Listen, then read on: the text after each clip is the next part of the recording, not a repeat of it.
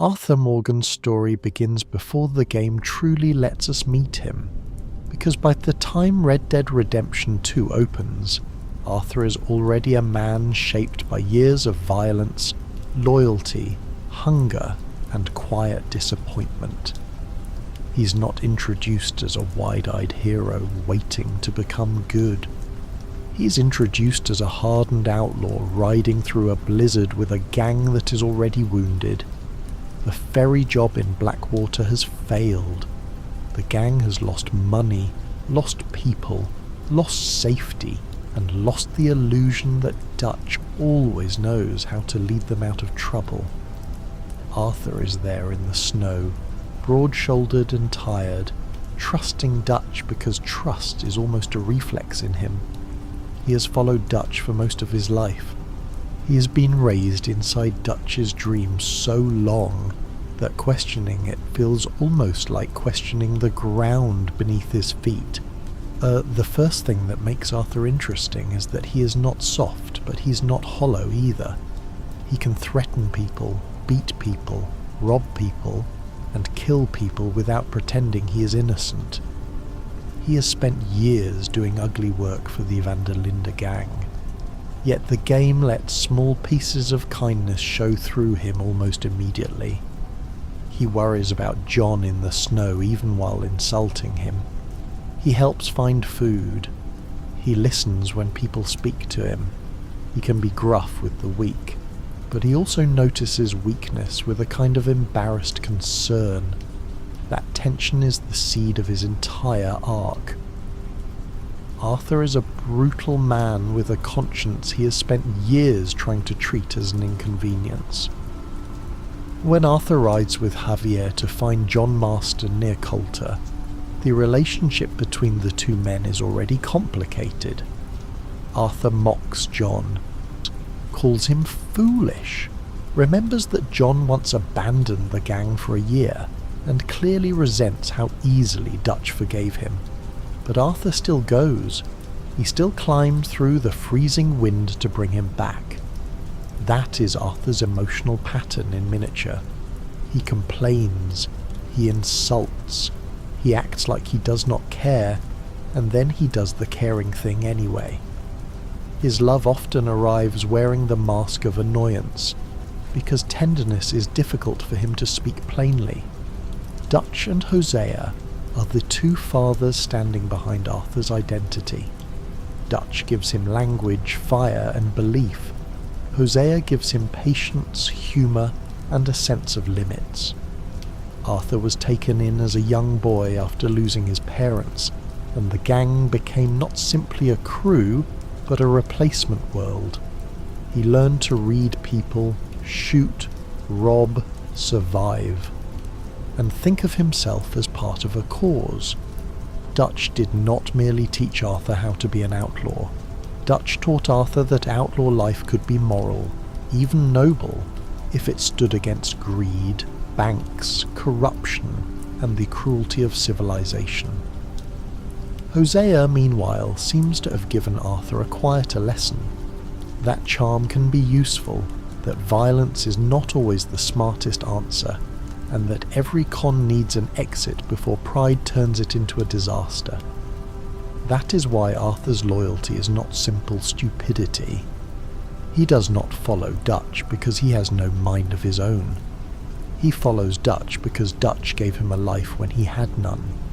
The loyalty is emotional debt, family habit, survival instinct, and belief all tangled together. Arthur knows the gang does bad things, but he also knows the people in camp. He knows Jack's laughter, Abigail's worry, Pearson's stew, Hosea's jokes, Javier's songs, Tilly's strength, Mary Beth's stories, Lenny's intelligence, Charles's quiet decency, and Sadie's grief. To leave Dutch would not feel like leaving an employer. It would feel like betraying the only family that ever made room for him. In Colter, Arthur's arc is still buried under work. Survival leaves little space for self-examination. The gang needs shelter, money, food, and a way down from the mountains. Arthur becomes the hand that reaches into the cold and brings back whatever the group needs. He helps rescue Sadie Adler from the ruins of her home after the O'Driscolls murder her husband. His first reaction to Sadie's situation is not poetic compassion. He is practical, blunt, and suspicious, but he brings her in. There, he makes space for another broken person because that is what the gang does at its best. The Van Der Linde family, before it collapses, survives by absorbing the wounded. The early O'Driscoll conflict also shows Arthur as a man trained by feud. Colm O'Driscoll is not just an enemy. He is an old wound that Dutch keeps reopening. Arthur participates in the violence because the feud is part of the gang's inherited reality. The raid on the O'Driscoll camp, the train robbery plans, the talk of revenge and old scores, all of it places Arthur inside a world where loyalty means picking up a gun before asking whether the cycle should continue. Arthur is capable of questioning little things, but not yet the larger machine. He will complain about Dutch's schemes, but he still rides into them. After the gang reaches Horseshoe Overlook, Arthur's character has room to breathe. The snow gives way to green woods, open sky, and a camp that feels almost peaceful. This is where we begin to see Arthur not just as muscle, but as a man with routines, relationships, irritations, and private thoughts. He writes in his journal. He sketches animals, buildings, people, and strange sights. He records events with a mixture of dry humour and surprising sensitivity. The journal is one of the deepest windows into Arthur because it reveals the part of him that observes more than he says. Out loud, he can be harsh. On the page, he notices beauty. That journal matters because it proves Arthur has always had an inner life beyond the outlaw role. He draws flowers, horses, birds, churches, mountains, and faces. He writes about people with judgment, but also with care. So he's not a man incapable of reflection. He's a man who has been trained to keep reflection private. The gang needs him to be dependable, frightening, and strong. His journal lets him be curious and uncertain without having to perform weakness in front of anyone. In a story about a man learning to face himself, that quiet book is almost sacred. Horseshoe also lets us see Arthur's place inside the camp hierarchy. Dutch is the voice, Hosea is the brain, Arthur is the backbone. People come to him because he can get things done. He collects debts for Strauss, hunts with Charles, drinks with Lenny, helps Hosea with scams, rides with Dutch, and handles danger when danger becomes unavoidable. That usefulness gives Arthur status, but it also traps him. A man who is always needed can avoid asking what he needs. Arthur can keep moving from job to job, mission to mission, errand to errand, because stopping would mean listening to the unease underneath. His relationship with Uncle, Bill, Javier, Sean, and the rest of the men often sounds rough, but beneath the insults there is a language of belonging. Arthur can call someone lazy, stupid, reckless, or drunk, and it can still be a form of affection. The gang's intimacy is not gentle in the way polite families might pretend to be gentle. It is built out of teasing, shared danger, and the knowledge that any ride may end with bullets. Arthur fits that language perfectly. He's not good at saying I love you, but he is good at showing up armed when someone is in trouble. Then there is Mary Linton, the wound from Arthur's life outside the gang. And Mary is important because she reminds us that Arthur once imagined another path, or at least stood close enough to one to feel its warmth. Their past relationship did not fail because they never loved each other. It failed because Arthur belonged to a violent world and Mary belonged to a world that could never fully accept him. When Mary asks for help with her brother Jamie, Arthur grumbles, resents the pull she still has on him, and goes anyway. Again, his pattern repeats. He acts irritated because the feeling is too vulnerable, then does the caring thing. The Jamie mission reveals one of Arthur's most important qualities. He understands lost young men because he was one. Jamie has fallen into the Colonian cult, chasing certainty inside a ridiculous costume of spiritual salvation. Arthur can mock the cult, but he also recognizes the danger of a boy surrendering his mind to a charismatic leader. The irony is sharp because Arthur himself has given much of his life to Dutch. He can see Jamie's delusion more easily than his own. That is often how self-knowledge begins in Red Dead Redemption 2. Arthur recognizes a pattern outside himself before he can admit it is also inside him. Mary's presence also exposes Arthur's shame. Around her, he is not only an outlaw, he is a man who knows he disappointed someone who once hoped better for him. He wants to be seen as more than a killer, but he does not quite believe he deserves that mercy. When Mary thanks him, when she looks at him with old affection, Arthur becomes awkward. He wants the warmth and fears it at the same time. Love asks him to imagine a self beyond the gang, and yet that self feels almost impossible. He can ride across states for Dutch, but he cannot easily cross the distance between who he has been and who Mary needed him to become. Arthur's debt collecting for Leopold Strauss becomes one of the darkest threads in his arc because it shows the cruelty he has normalized. Strauss is not a gunslinger. He is polite, controlled, and bloodless. His work depends on desperation. He lends to people who are already cornered, then sends Arthur to make sure suffering pays interest. Arthur dislikes it, or at least dislikes the ugliness of it, but he does it. He tells himself it is work. He tells himself the gang needs money. He tells himself these people made choices. At this point in the story, Arthur can feel discomfort without letting discomfort change him. The Thomas Downs encounter is the hinge that only reveals itself later. Arthur rides out to collect a debt from a sick farmer and beats him in front of his family. The scene is not stylized heroism. It is ugly, petty, and intimate. Downs is not a rival gang member trying to kill Arthur. He is poor, ill, and frightened, a man whose body is already failing. Arthur does not know that this moment will likely infect him with tuberculosis. He does not know that the consequences of his violence are entering his lungs. That is the terrible poetry of the scene. Arthur's old life literally gets inside him.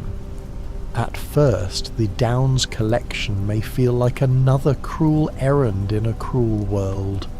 Later, it becomes the moral infection Arthur cannot ignore.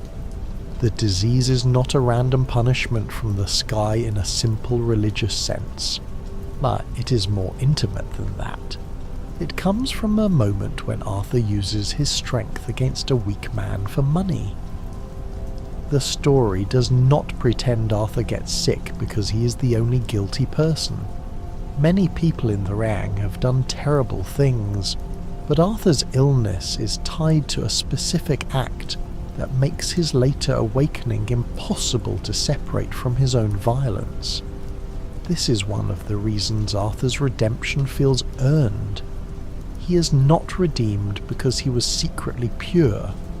He is redeemed because he finally sees the cost of what he has been. A weaker story might reveal that Arthur never really hurt innocent people, or that all his victims deserved it. or that he was only pretending to be bad. Red Dead Redemption 2 does something harsher and better. It lets Arthur be guilty. It lets him beat Thomas Downs. It lets him threaten debtors. It lets him kill. Then it asks what a guilty man can still do when he runs out of excuses. Arthur's friendship with Lenny shows another side of him before the darkness fully gathers. The night in Valentine, full of drinking, laughter, confusion, and shouting Lenny's name through the saloon, is comic relief, but it also matters emotionally. Arthur can be joyful. He can be ridiculous. He can lose the hard edge for a while and become just a drunk man laughing with a younger friend. Lenny is bright, educated, and full of promise, and Arthur seems to respect him deeply. That respect is part older brother affection and part quiet admiration. Arthur may not think of himself as intelligent in a refined way, but he knows intelligence when he sees it. The Valentine bank robbery and other early jobs show Arthur still operating inside the gang's practical optimism. There is danger, but there is also rhythm. Rob, ride, uff, return. Trouble follows, but the camp still feels alive. Arthur's doubts are present, yet they are not decisive. He questions Dutch's confidence sometimes, but he still believes enough to continue.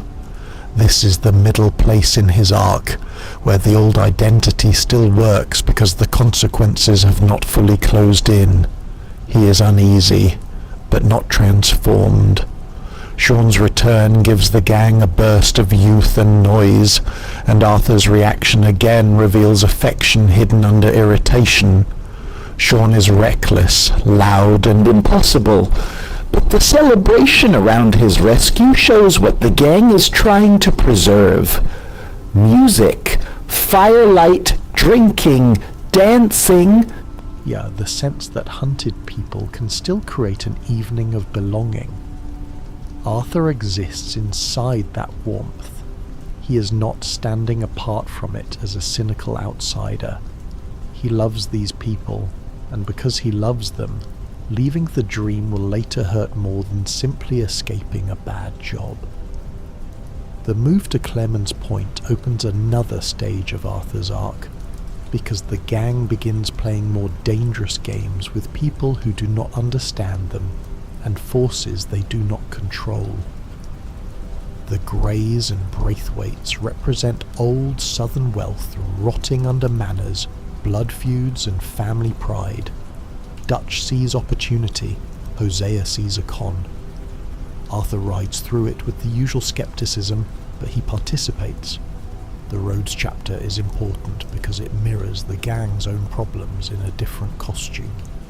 Two families trapped in history, each convinced of its own grievance, each feeding the feud that keeps destroying them. Dutch's gang thinks it is smarter, freer, more modern. It is not as different as it wants to believe. Arthur's interactions with Beau Gray and Penelope Braithwaite bring a gentler irony into this chapter. Their romance is naive, but it is also sincere. Arthur becomes the rough outlaw helping two young people reach for escape from inherited hatred. He can see the foolishness, but he also respects the desire to break away. That matters because Arthur himself is caught inside an inherited loyalty. He helps Beau and Penelope do what he cannot yet do. He becomes, briefly, the helper of another person's freedom while remaining chained to Dutch's plans. The kidnapping of Jack Marston is one of the moments when Arthur's protective instincts become impossible to miss. Jack is a child, and the gang's criminal games have placed him in danger. Arthur's anger is not abstract. He rides with the others to Braithwaite Manor, and the entire gang moves like a family wounded at its heart. The burning mansion, the march through the trees, the confrontation with Catherine Braithwaite, All of it feels operatic because it shows the gang at its most united. Arthur's love for Jack, Abigail, and even John is part of the force pushing forward.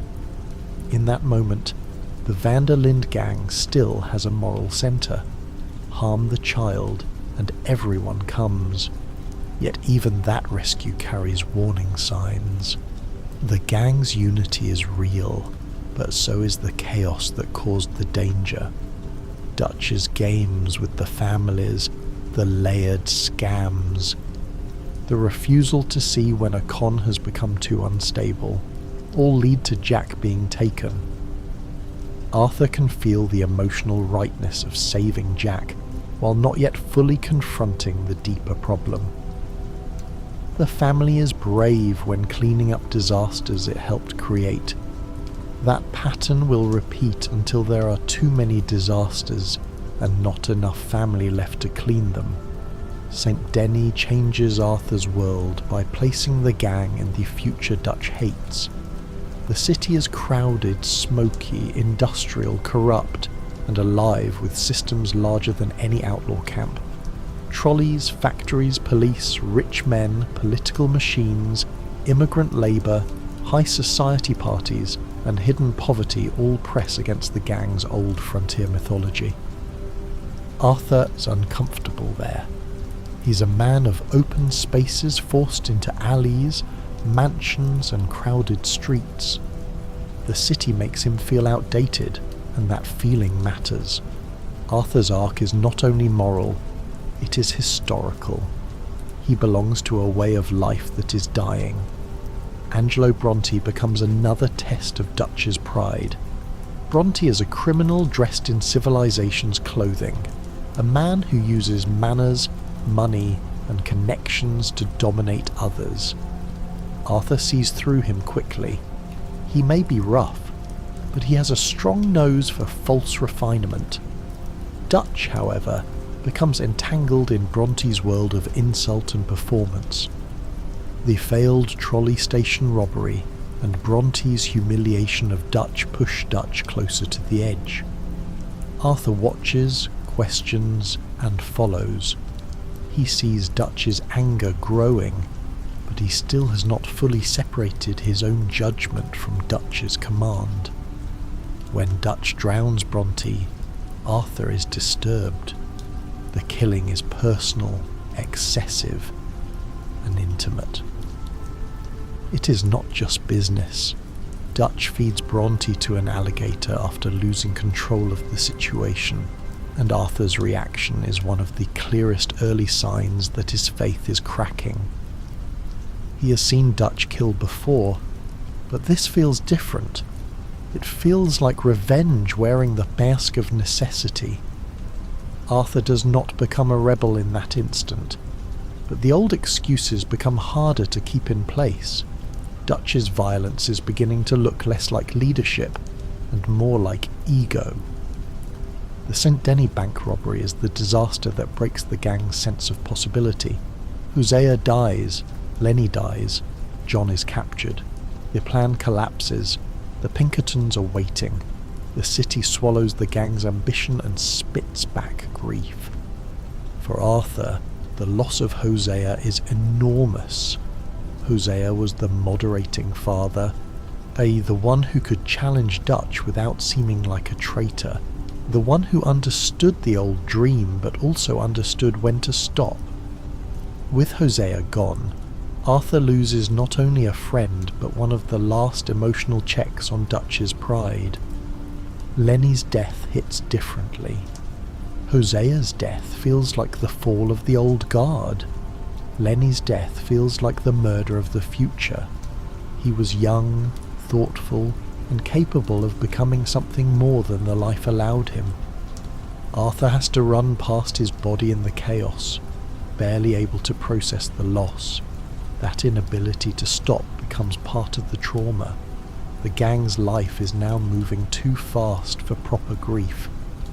People die, and the survivors keep running. Arthur's heart is filling with unburied dead. Guarma strips the story down to heat, exhaustion, and disorientation. Arthur, Dutch, Micah, Bill, Dee, Javier, and the others are thrown onto an island far from the camp, far from the people they were supposed to protect, far from the dream of escape. Guarma is strange because it looks like a version of the tropical fantasy Dutch keeps promising, but it is not paradise. It is another place of exploitation, rebellion, and violence. The imagined island escape becomes an actual island nightmare. The story quietly mocks the idea that geography alone can save people from what they carry inside. On Guarma, Arthur sees Dutch kill Gloria, the elderly woman guiding them through the caves, after she demands more money. Dutch claims necessity, but Arthur's face says what his mouth cannot fully say yet. Something is wrong. The killing is small, ugly, and revealing. Dutch does not need a grand battlefield to show his decline. He shows it in a cave with a frightened woman who becomes inconvenient. Arthur's moral vision sharpens because the pattern is becoming undeniable. Dutch is no longer only risking the gang, he is becoming dangerous to anyone who stands between him and the next story he needs to tell himself. When Arthur returns from Guarma, his body finally forces him to stop pretending. The coughing, the weakness, the collapse in Saint Denis, and the doctor's diagnosis bring the hidden consequence of the downs beating into the open. Tuberculosis changes everything because it gives Arthur something the gang never gave him: a deadline. Before the diagnosis, Arthur can postpone moral reckoning. He can imagine that one day things may settle. One day Dutch may be right. One day the gang may escape. One day he may do better. After the diagnosis, one day becomes a lie. His life is no longer an open road. It is a narrowing path. The doctor tells him what is happening in plain terms, and Arthur walks out into the city changed. The streets sound different. The light feels different. The world has not stopped, but Arthur's place in it has shifted. He's still strong, still dangerous, still Arthur Morgan, yet death has moved from an occupational risk to a certainty living inside his chest. That certainty does not instantly make him good. It makes him honest. He can no longer afford the comfort of endless delay. This is where Arthur's character arc becomes one of the richest redemption stories in games, because his illness does not magically purify him. It weakens him, frightens him, angers him, and exposes him. He still has habits of violence. He still belongs to a collapsing gang. Or he still makes choices inside a world that rarely offers clean options, but his attention changes. He begins noticing the people who still have a chance. John, Abigail, Jack, Tilly, Mary Beth, Sadie, Charles, Rains Fall, Captain Monroe, Edith Downs, Archie Downs.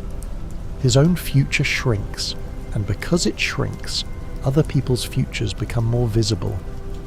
Arthur's encounters with Edith Downs and her son Archie are central to this awakening. He sees the family of the man he beat, sees what became of them, and cannot hide from the chain of consequences. Edith's hatred is justified. Archie is young and cornered. Arthur cannot undo Thomas Downs' death, cannot give them back their home, cannot make himself innocent.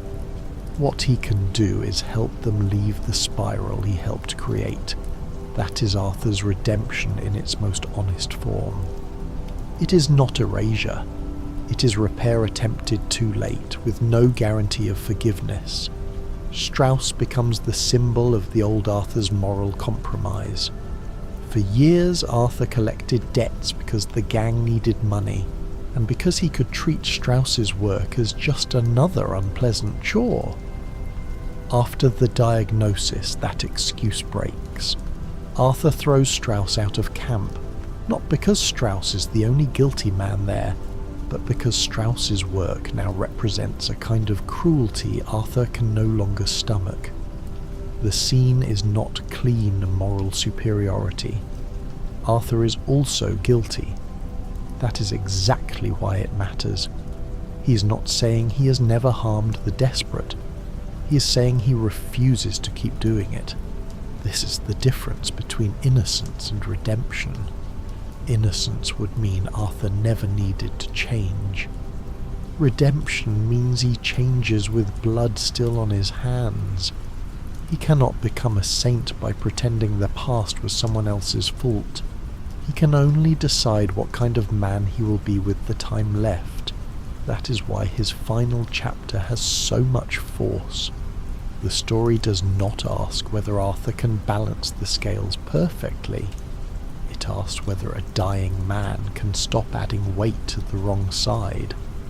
After the diagnosis, Arthur's relationship with Dutch becomes more painful because Arthur can finally hear the emptiness beneath certain promises. Dutch keeps speaking of plans, money, loyalty and the future, but Arthur is now living with a body that tells him the future is not guaranteed. This makes Dutch's vagueness feel crueler than before. When a healthy man hears about one more score, he can imagine surviving long enough to reach it. When a dying man hears the same words, he starts asking who benefits from the delay. Arthur begins to understand that Dutch's promises do not always point toward escape. Sometimes they only keep everyone obedient until the next disaster. The word loyalty changes meaning for Arthur. Earlier loyalty meant standing by the gang because the gang stood by him. It meant family, shared risk and trust in Dutch's vision. Later, loyalty becomes a weapon used against honest concern. When Arthur questions Dutch, Dutch hears betrayal. When John doubts, Dutch sees weakness. When Abigail begs for her family, she becomes inconvenient. Arthur slowly realizes that true loyalty to the people he loves may require disloyalty to Dutch. That is one of the hardest emotional reversals in the story. Or Arthur has to choose between the leader who raised him and the family that leader is destroying. John Marston becomes the center of that choice. Arthur's feelings toward John are tangled with resentment, affection, jealousy, disappointment, and protectiveness. Arthur resents that John left the gang for a year. He resents that Dutch seemed to forgive John more easily than Arthur might have. He resents John's immaturity, his distance from Abigail, his awkwardness as a father. But Arthur also sees that John has something worth saving. John has Abigail. John has Jack. John has a chance to step out of the life before it consumes him completely. Arthur may not be able to save himself, but he can push John toward the door. This makes Arthur's late bond with John feel like a strange form of fatherhood and brotherhood at once. Arthur is not John's father, but he becomes one of the forces trying to make John become a father. He scolds him, mocks him, protects him, and finally sacrifices for him. Arthur understands that Jack is the future in a way Dutch never really does. To Dutch, Jack can be part of the camp's dream, a child raised in the myth of freedom. To Arthur, by the end, Jack must be saved from the dream. The same campfire that once looked like family now looks like a trap if a child is forced to grow up in its shadow. Abigail's role in Arthur's awakening is often underrated. She sees the gang's danger with a clarity many of the men avoid. She's not blinded by the romance of outlaw brotherhood because she has Jack to protect. Her questions are practical. Where is John? Where is safety? What future does this life offer a child? Arthur respects her more as the story goes on because her fear is rooted in truth. She is not weak for wanting out, she is sane. When Arthur begins helping Abigail, he is also beginning to respect the kind of courage that does not look like a gunfight. Abigail's courage is persistence, motherhood, anger, and refusal. Sadie Adler's transformation also changes Arthur. At first, Sadie is a widow pulled out of devastation. She is raw grief with a voice. Over time, she becomes one of the gang's fiercest fighters, not because the gang gently heals her, but because the world leaves rage as one of the few tools she can carry. Arthur and Sadie develop a bond built on honesty. She does not need him to pretend the world is nicer than it is. He does not need her to be softer than she is. They ride together with an understanding that pain can either rot inside a person or become motion.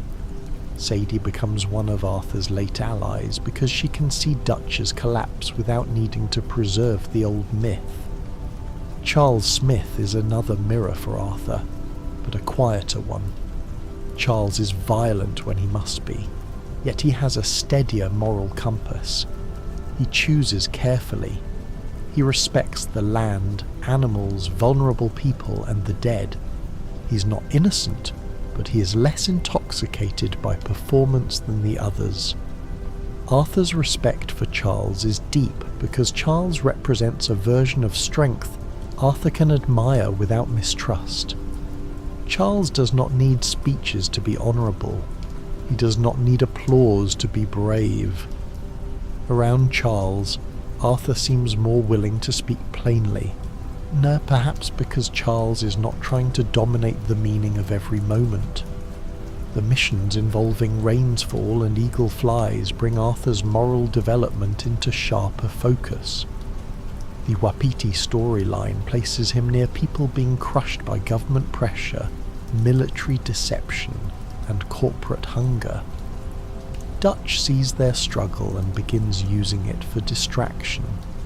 Arthur sees the injustice too, but he grows increasingly uncomfortable with Dutch's willingness to feed a young man's anger for the gang's benefit.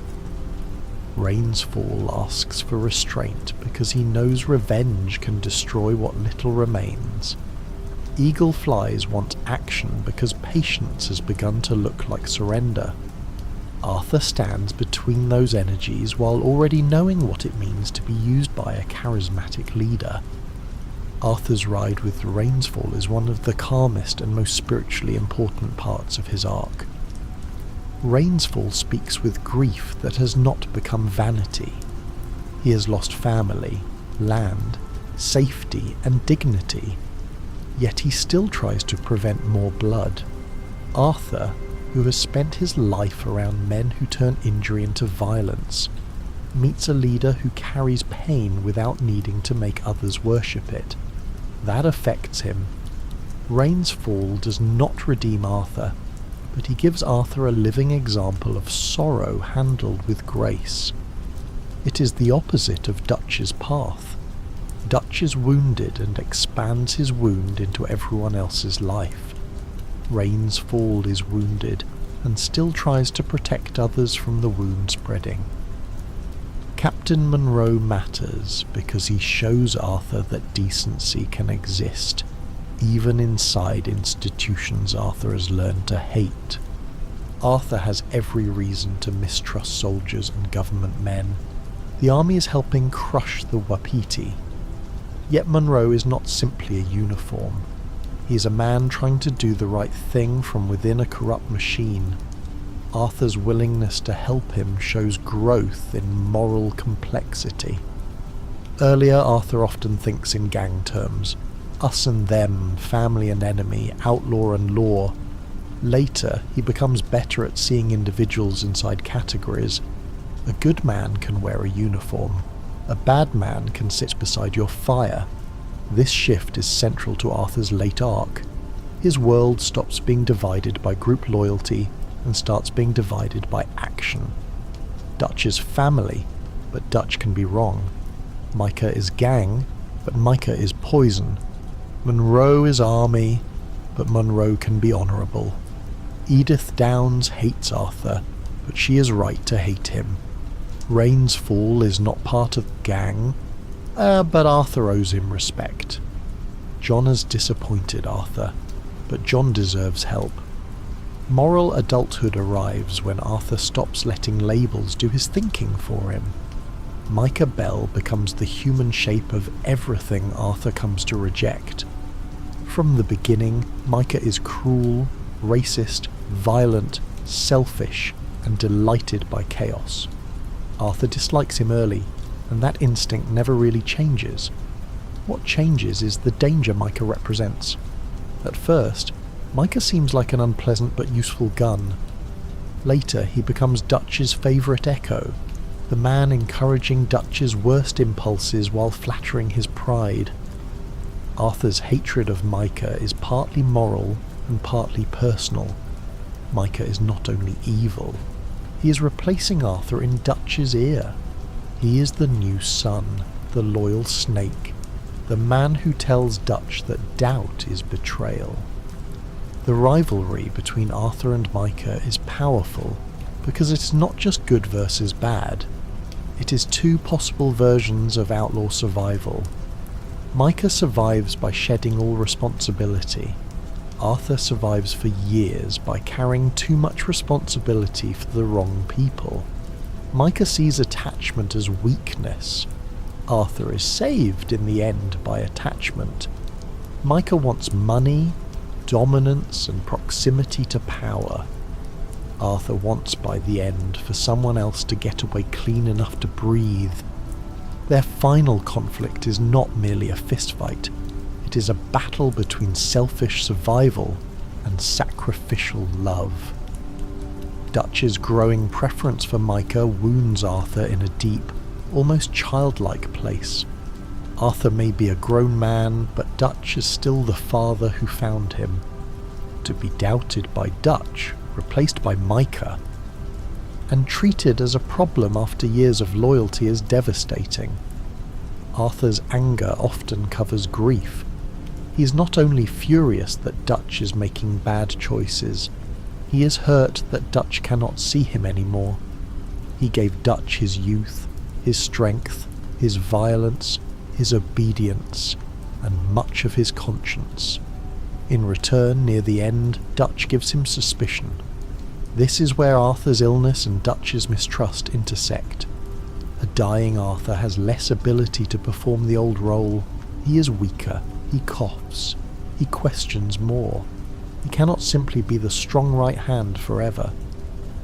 Dutch, who needs faith and usefulness, begins to experience Arthur's moral clarity as disloyalty. The tragedy is that Arthur becomes most worthy of Dutch's respect precisely when Dutch becomes least able to give it. The son grows up and the father cannot bear it. Molly O'Shea's death is another moment Arthur cannot fully control but clearly absorbs. Molly claims she betrayed the gang, desperate to be seen by Dutch, and Susan Grimshaw kills her. Later, it turns out Molly did not give the Pinkertons information in the way everyone assumed. Her death becomes part of the gang's moral collapse, jealousy, neglect, panic, and the hunger for someone to blame. Arthur sees the camp becoming less capable of truth. People are no longer being understood. They are being sorted into loyalty and betrayal, useful and disposable. That atmosphere pushes him further away from Dutch's world. Susan Grimshaw herself represents the old camp order. She's harsh, loyal, disciplined, and often cruel in her own way. But she believes in the gang as a household that must be held together. When she eventually sides with Arthur against Micah, it matters because she is not a sentimental rebel. She's one of the camp's sternest guardians. Her recognition that Arthur is telling the truth shows how far Dutch has drifted. Even the old order can see the centre is poisoned. Javier and Bill are painful because they show how ordinary loyalty can become complicity. Javier is not Micah. Bill is not Micah.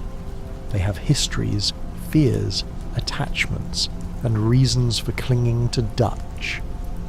Javier especially has moments of warmth and idealism, but near the end both stand on Dutch's side as the truth cracks open. Arthur's arc hurts because not everyone he cares about can be pulled with him.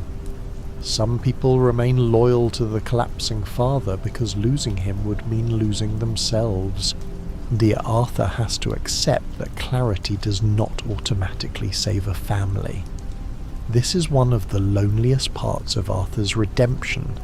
Seeing the truth does not make the whole world come with you. It can make you more isolated. Arthur begins the story surrounded by people who mostly share a common reality. By the end, reality itself has split. Arthur, John, Abigail, Sadie, Charles and Susan can see one version. Dutch, Micah, Bill, Javier and others cling to another. The camp becomes a place where people stand a few feet apart and live in different worlds. Beaver Hollow is the physical shape of that split. The camp is dark, damp, sickly and claustrophobic. It feels less like a refuge and more like a den. The laughter is thinner, the songs are fewer, people disappear, argue, whisper and watch one another. Arthur is dying in a dying camp, and the atmosphere externalizes his body. Horseshoe Overlook had open air and sunlight.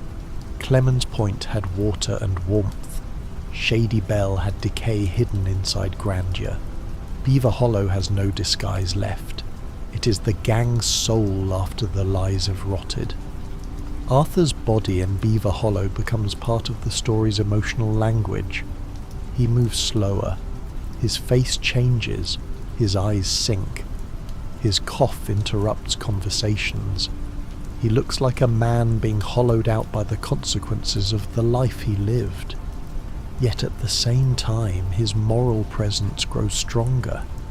This contrast is beautiful and cruel.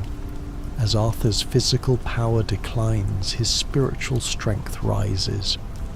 The old Arthur could win fights and collect debts.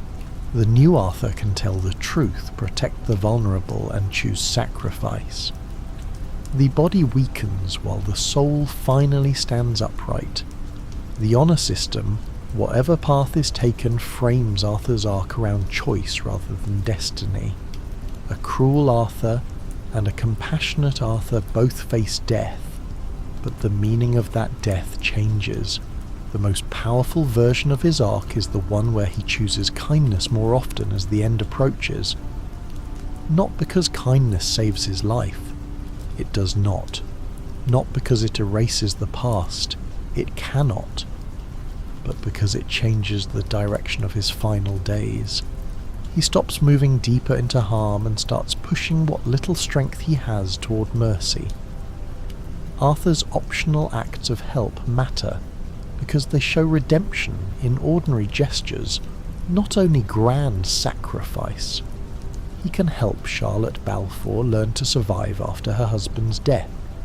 He can aid strangers, return money, assist the Downs family, help widows, rescue people from danger, and show patience where old Arthur might have shown contempt. These moments are not side decorations. They are the texture of change. Redemption is not only one dramatic final choice on a mountain. It is a pattern of smaller choices made while no one important is watching. Charlotte Balfour is especially meaningful because she is another person stranded by loss. Arthur teaches her to hunt, helps her survive, and treats her with a gentleness that does not ask for anything in return. Their connection is quiet, brief, and full of the life Arthur might have had if the world were different. At Charlotte's cabin, Arthur is not Dutch's enforcer, not Strauss's collector, not a gang member carrying out a plan. He is simply a dying man helping a grieving woman stand on her own. The softness of that storyline shows how much humanity was always inside him, waiting for a life that did not punish it. Brother Dawkins and Sister Calderon also help draw out Arthur's buried conscience. Their presence brings spiritual language into his arc without reducing it to easy religion. Sister Calderon's conversation with Arthur at the train station is one of the most important emotional scenes in the story. Arthur admits he is afraid. That confession is enormous. This is a man who has faced gunfire, wolves, lawmen, and rival gangs, yet saying fear aloud is one of his bravest acts. He does not dress it up. He does not make a joke strong enough to hide it. He says the truth. Sister Calderon does not absolve him with empty comfort. She tells him to take a gamble that love exists and do a loving act. That advice reaches the core of Arthur's final transformation. He cannot prove that the universe will forgive him. He cannot know that his soul will be weighed kindly. He cannot restore the years, but he can act as if love matters. He can place his remaining life on that bet. Arthur's final chapter is that gamble becoming action. Mary Linton's final letter and the returned ring deepen the ache of what Arthur has lost. Mary offers a vision of escape earlier, but Arthur cannot take it. Later, it is too late. The ring becomes a symbol of a life that brushed against his hand and moved away. Arthur's relationship with Mary is not simply romantic regret. It is the part of him that knows he could have been different under different circumstances, but also knows that wanting difference is not the same as choosing it in time. By the end, Mary belongs to memory and Arthur belongs to the road he has already walked. His old love for Mary and his growing loyalty to John's family are connected. Mary represents the life Arthur could not enter. John, Abigail, and Jack represent the life someone still might reach. Arthur cannot go with Mary. He cannot become a husband in a clean house beyond the reach of the gang. But he can help John become the man Arthur failed to become. In that sense, saving John is not only about John. It is Arthur sending forward the possibility he missed. This is why Arthur's redemption does not feel selfish. He is not trying to build a monument to his own goodness. He is trying to get people out. Tilly, Mary Beth, Pearson, Reverend Swanson, Uncle, Sadie, Charles, Abigail, Jack, John. Some leave through their own choices, some with help, some by luck. But Arthur's late energy is pointed toward escape. Dutch's energy is pointed toward keeping the dream alive under his command. Arthur's is pointed toward releasing people from it. That reversal tells the whole story. When Arthur says they are more ghost than people, it is not just poetic despair, it is historical awareness. The world they belong to is vanishing. The outlaw age is ending. The gang is already half legend, half corpse, moving through a landscape of telegraphs, railroads, banks, agents, paperwork, industrial money, and state power. Dutch responds by performing defiance louder. Arthur responds by asking, who can still be saved from the wreck? One man fights the end by denying it. The other meets the end by choosing what it should mean. Arthur's arc is also about masculinity changing shape. The early Arthur's manhood is strength, endurance, violence, silence, and usefulness. He can take pain. He can give pain. He can ride, shoot, threaten, carry, and provide. Late Arthur does not lose all of that, but he discovers a harder kind of manhood, admitting fear, apologizing through action, protecting without possession, letting people go. and accepting that he cannot force the world to call him good. The final Arthur is not weaker because he is gentler. He is stronger because he no longer needs cruelty to prove he exists. His relationship with his horse carries part of this emotional shift. The horse is companion, tool, lifeline, and silent witness. Arthur cares for it, feeds it, brushes it, speaks to it, and depends on it across the map. In the final ride, the bond with the horse becomes heartbreakingly visible.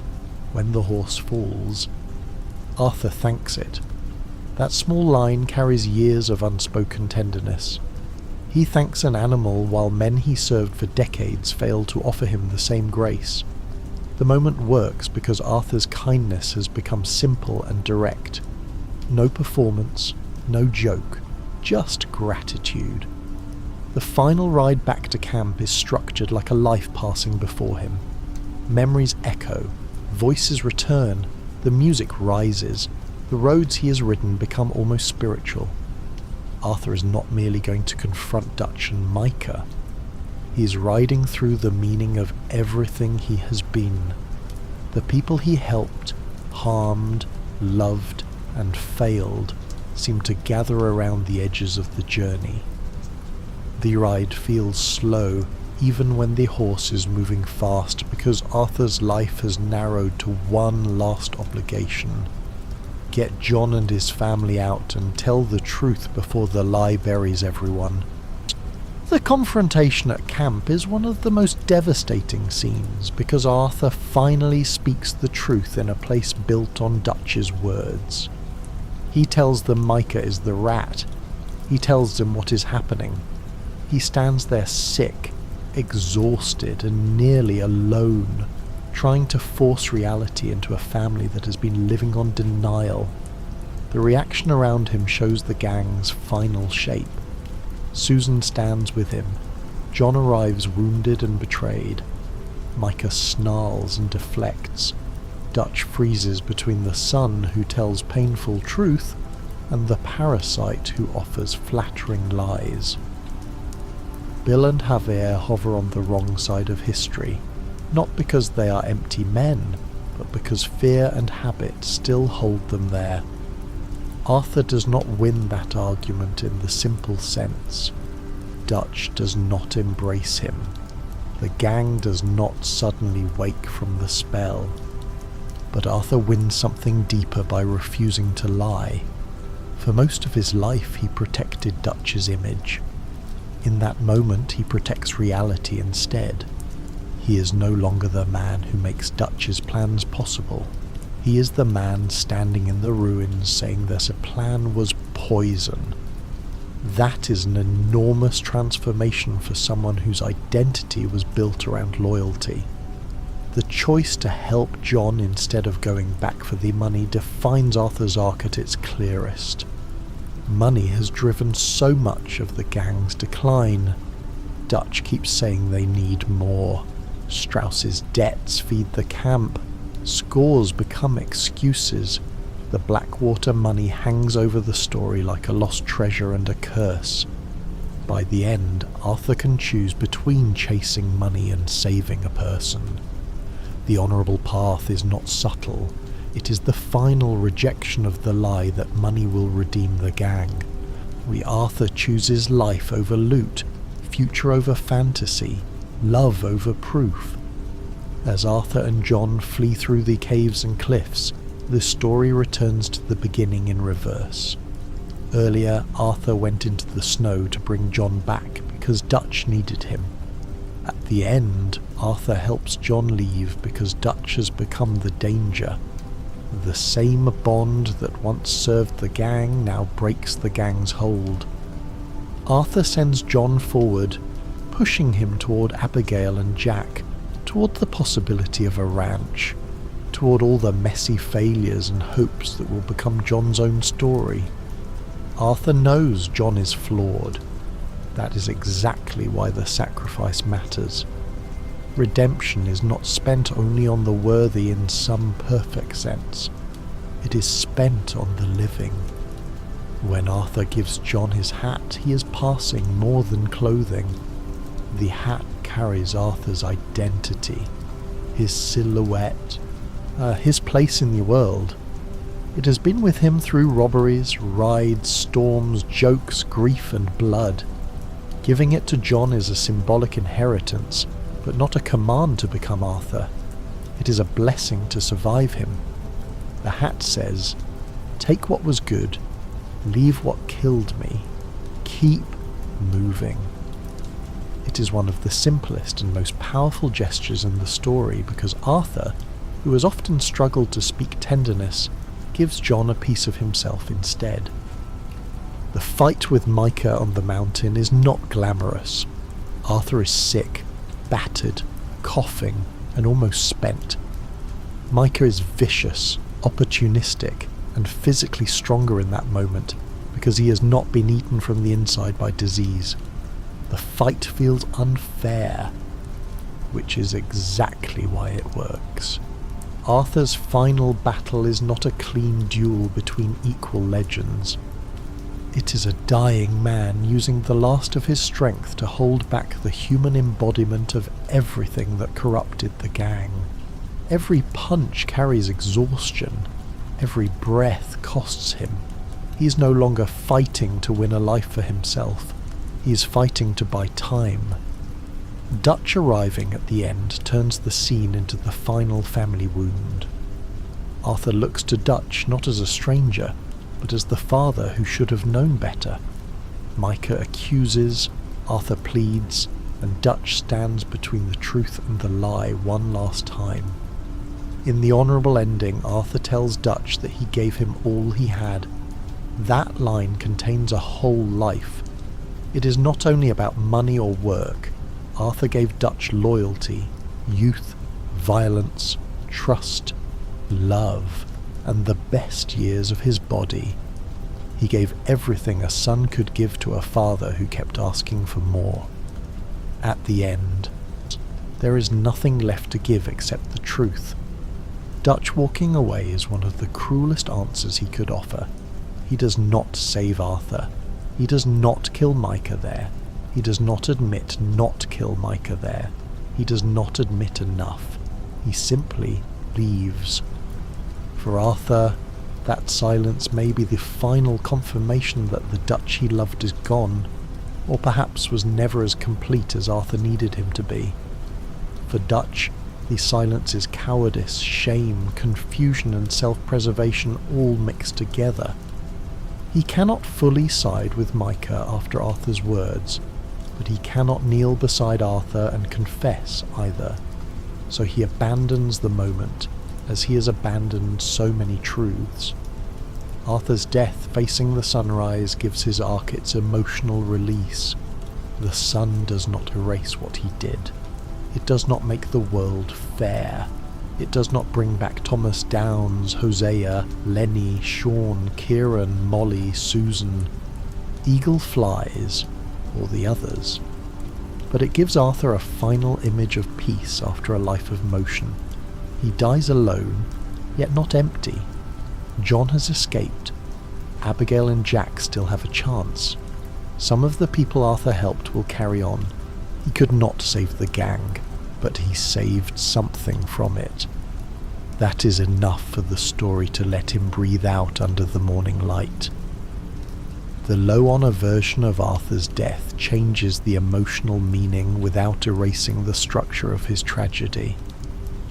A crueler Arthur dies more violently, with less peace, because the final days reflect the choices made along the road.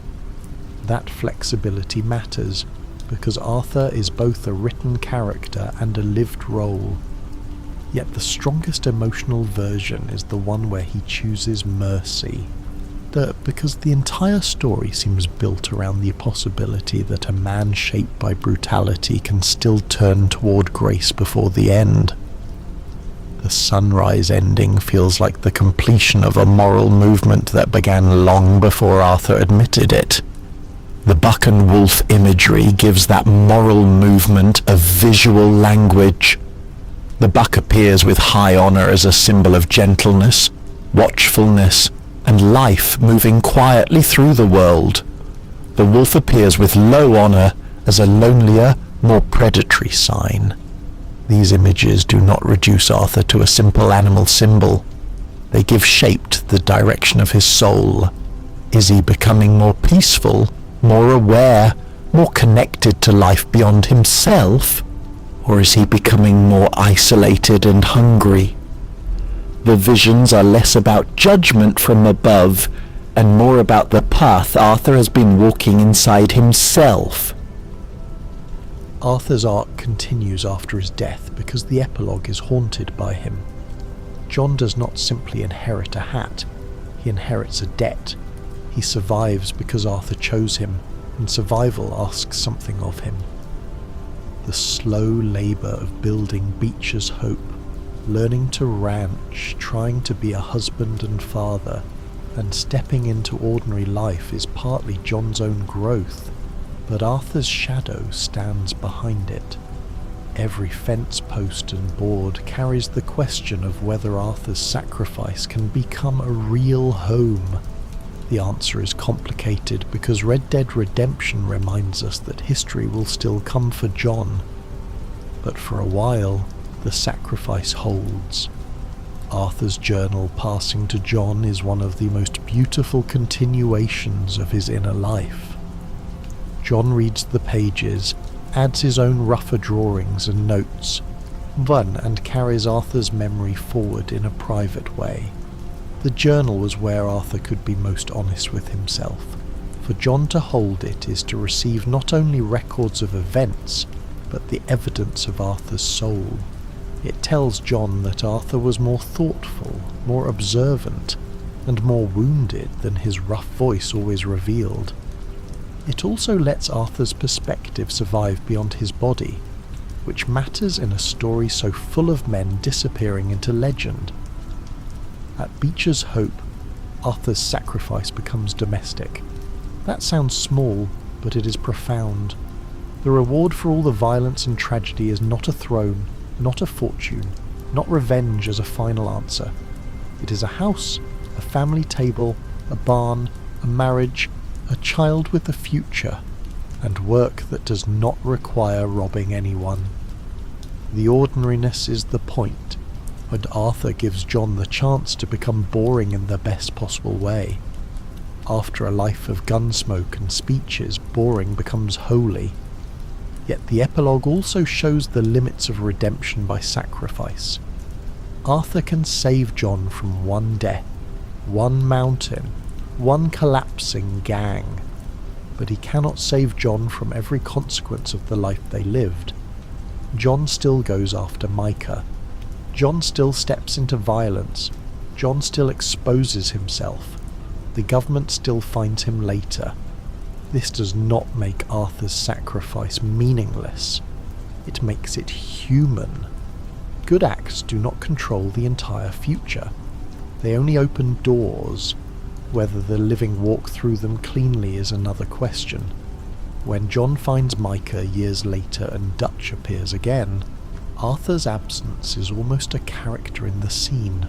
The snow returns, the past gathers. Micah is older but still poisonous. Dutch is older but still unreadable. John stands there wearing Arthur's hat, carrying Arthur's memory into a confrontation Arthur did not live to finish. Dutch shooting Micah can feel like delayed recognition, but it is not enough to redeem Dutch. It is too late for Arthur, too late for the gang, too late for the dead. Still, the act suggests Arthur's final words lodge somewhere inside Dutch, like a bullet that took years to reach the heart. Arthur's character arc also changes the way the entire Van Der Linde gang is remembered. Without Arthur, the gang could be seen mainly as Dutch's tragedy or John's backstory. With Arthur at the centre, the gang becomes a moral crucible. Every relationship reveals a different part of him. Dutch reveals the loyal son. Hosea reveals the better student. John reveals the protective brother. Abigail reveals the man learning to respect practical love. Jack reveals tenderness. Mary reveals regret. Sadie reveals comradeship after pain. Charles reveals quiet honour. Micah reveals disgust and rivalry. Strauss reveals complicity. Downs reveals guilt. Rain's Fall reveals humility. Sister Calderon reveals fear and hope. That is why Arthur feels so complete. He is not defined by one relationship. He is a different shade of himself with each person, as real people are. Around Dutch, he is guarded and devoted. Around Hosea, he is more boyish, more willing to be corrected.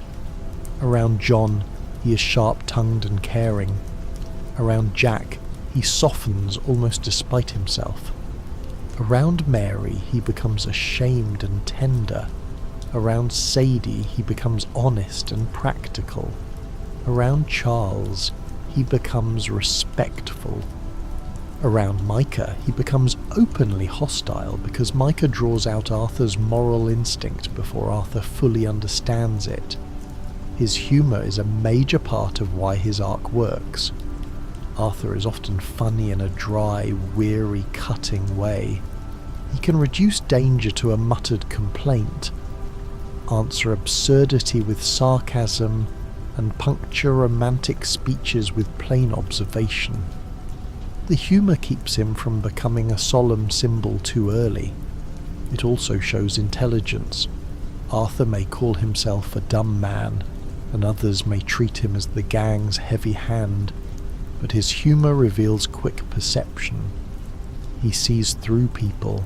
He reads rooms. He knows when something is foolish. His tragedy is not that he lacks insight.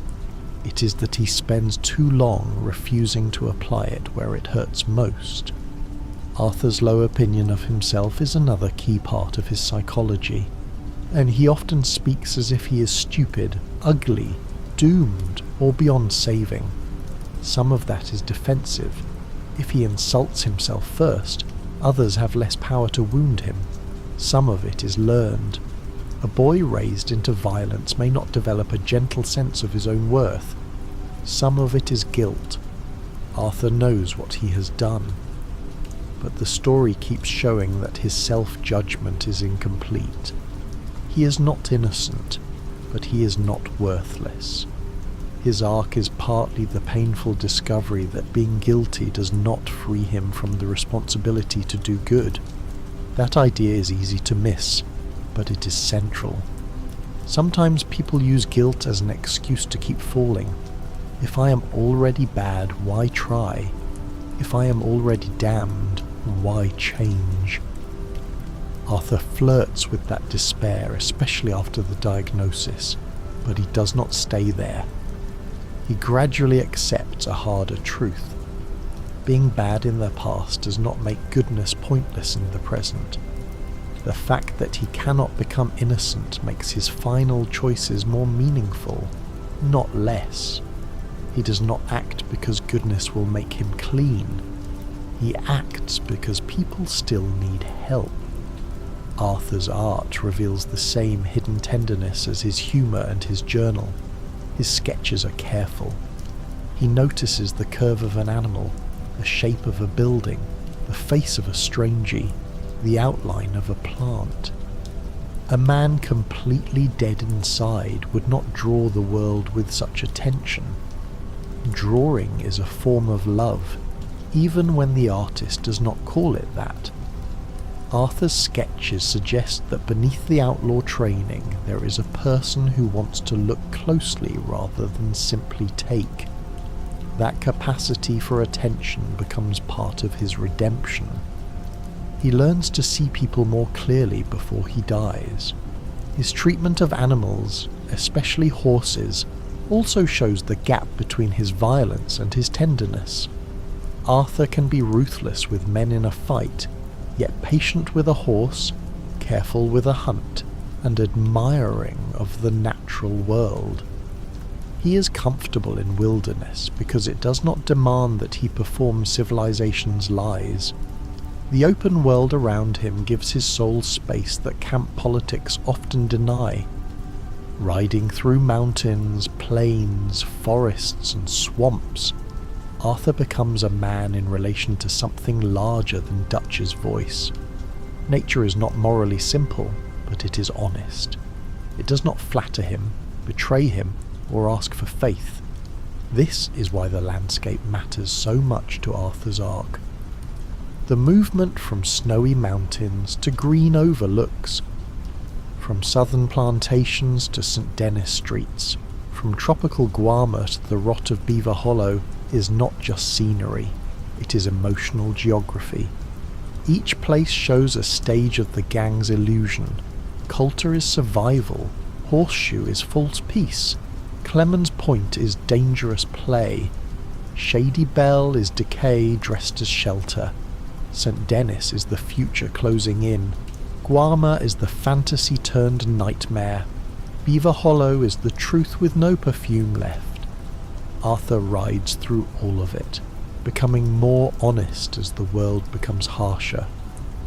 Arthur's connection to the past is complicated by the son he lost, Isaac. The story only gives pieces of that wound, but those pieces explain a great deal. Arthur had a child with a woman named Eliza, and he visited them when he could. They were killed for a small amount of money. That loss hardened him. It also left him with a buried grief around fatherhood, poverty, and the cost of violence. When he looks at Jack, when he pushes John toward Abigail, when he helps families in trouble, Isaac's ghost is never far away. Arthur knows what it means for a child to be swallowed by the world's cruelty. The loss of Isaac also explains why Arthur may not believe he deserves a family of his own. He had one, in a fragile way, and could not protect it.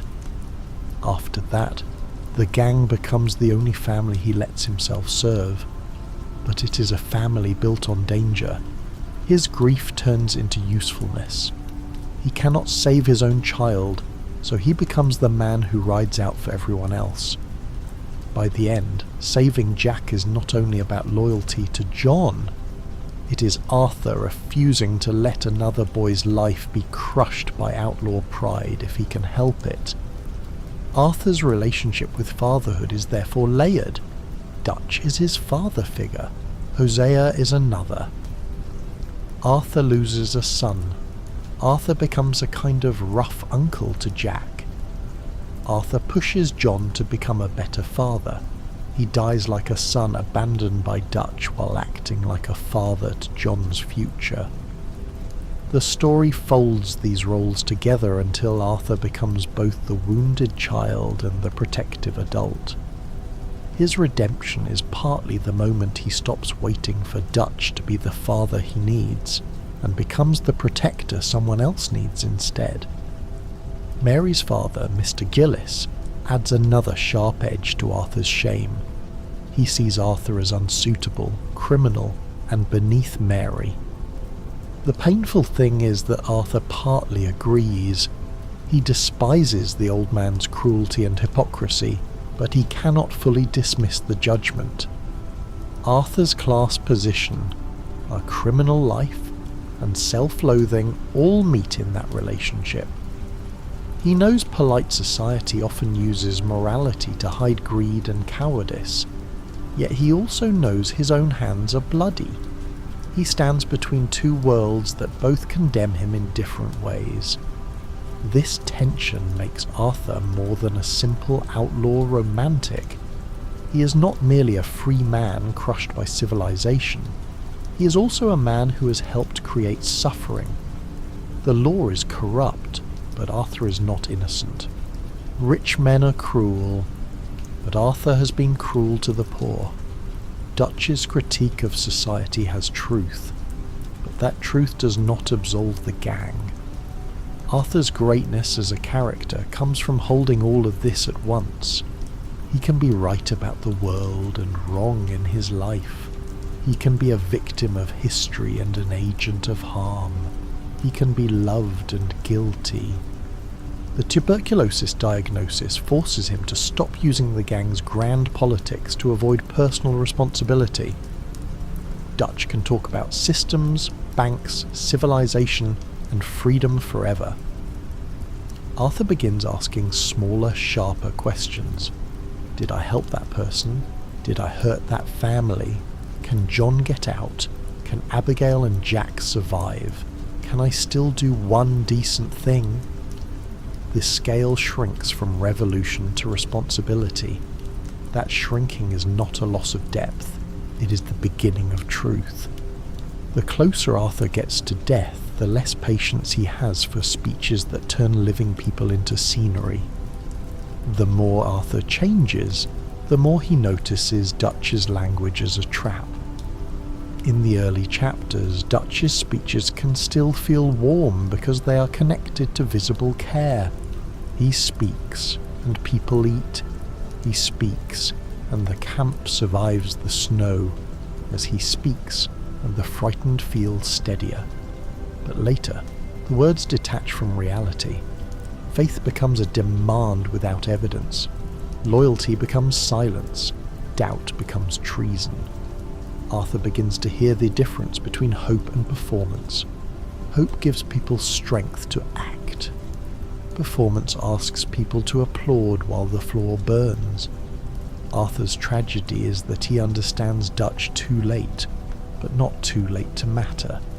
If he had seen Dutch clearly years earlier, perhaps he could have left, taken others, or changed the shape of his life. But stories of redemption are often late by nature. They begin when easy exits are gone. Arthur's late understanding still matters because it changes the final outcome for John, Abigail, and Jack. The timing is painful, but it is not meaningless. A truth learned near death can still save the living. The role of choice in Arthur's arc is subtle, because he lives inside so many forces he did not choose. He did not choose to lose his parents as a boy. He did not choose the age he was born into, an age where poor boys could be swallowed by gangs, labour, prison, or hunger. He did not choose to be taken in by Dutch and Hosea instead of some gentler household. He did not choose the spread of industrial capitalism, the closing frontier, or the rise of state power. But he does choose, again and again, how to respond once he can see more clearly. This story never pretends choice is unlimited. It only insists that limited choice still matters. This makes Arthur feel human, rather than mythical. He is not free in the abstract sense Dutch loves to preach. He is constrained by poverty, history, family, guilt, illness, and violence. But within those constraints he finds moments of moral freedom. He can tell Edith Downes to leave and give her help. He can throw Strauss out. He can help rains fall. He can rescue Abigail. He can give John his hat. He can die telling the truth.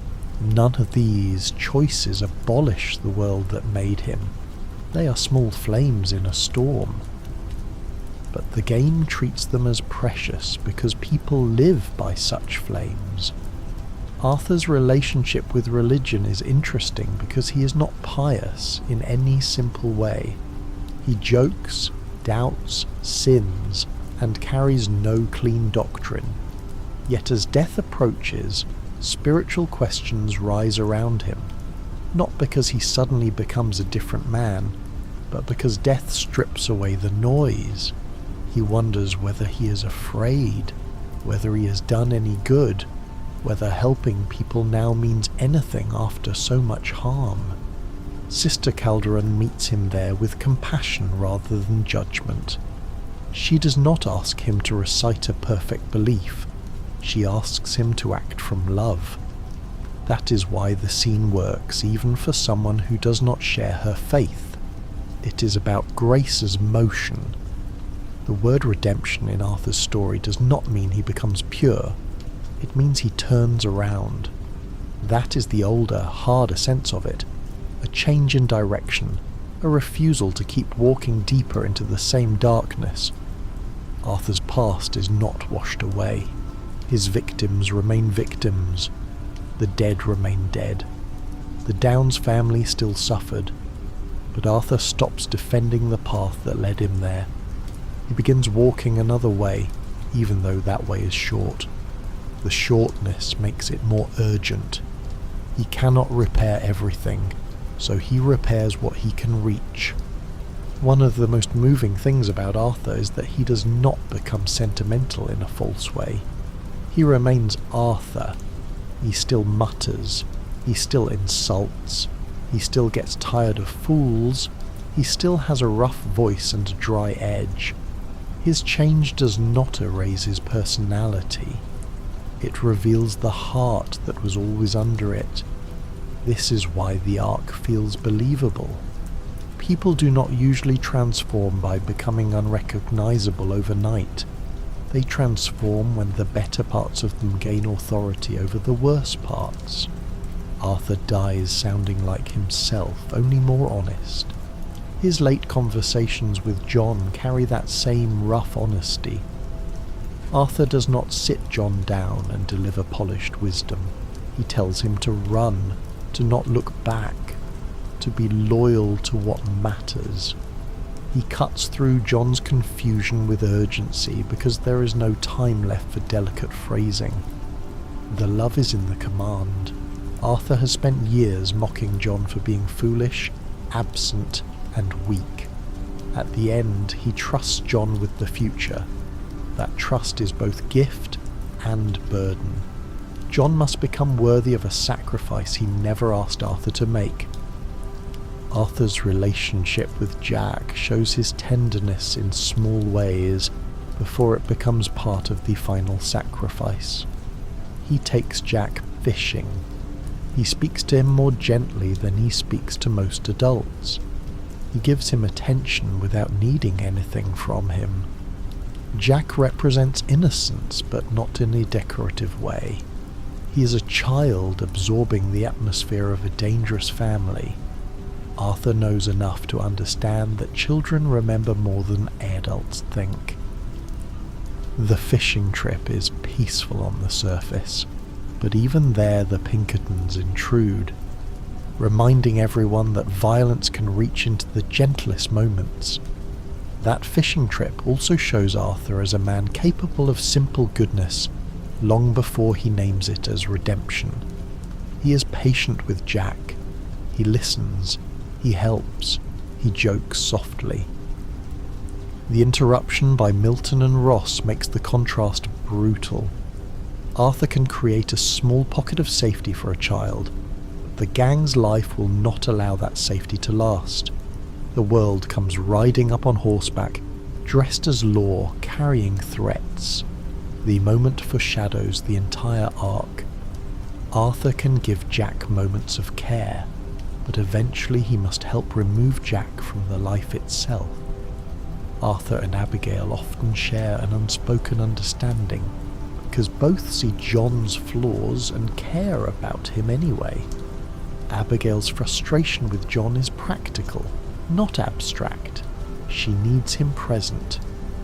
Arthur's frustration is older brother judgment mixed with fear that John will waste the chance Arthur no longer has.